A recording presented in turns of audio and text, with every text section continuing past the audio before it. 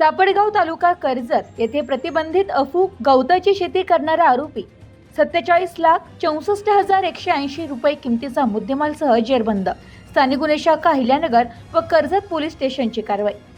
अहिल्यानगर जिल्हा घटकांमध्ये सोमनाथ घारगे पोलीस अधीक्षक अहिल्यानगर यांनी अंमली पदार्थ लागवड व विक्री करणाऱ्या इसमांची माहिती काढून कारवाई करण्याचे आदेश दिलेले आहेत.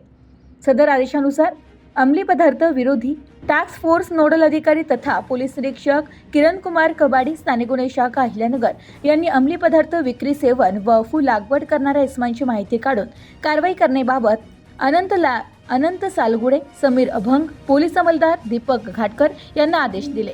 सदर पथक हे कर्जत पोलीस स्टेशन हद्दीत अंमली पदार्थाबाबत माहिती घेत असताना बदकास गुप्त बातमीदारामार्फत इसम नामे परमेश्वर बन्सी घनवट कर्जत हाताच्या शेतामध्ये शासनाने लागवडीस व उत्पादन घेण्यास प्रतिबंधित असलेले अफू झाडाची लागवड करून संवर्धन करत असल्याची माहिती मिळाली.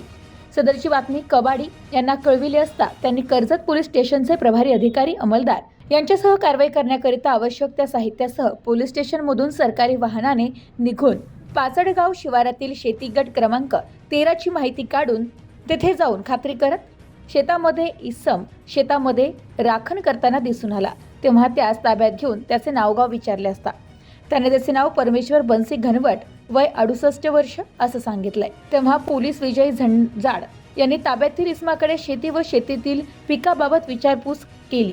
सदरचे गवत हे अफू असून ते साधारणतः 2 ते 3 महिन्यांपूर्वी लावलेले आहे. तसेच सदर अफू गवतास पाणी व खते घालून त्याची जोपासना करत असल्याचे त्यांनी सांगितले.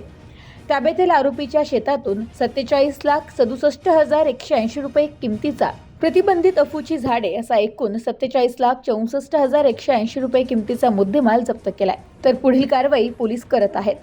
Bureau report news today 24 Ahilyanagar.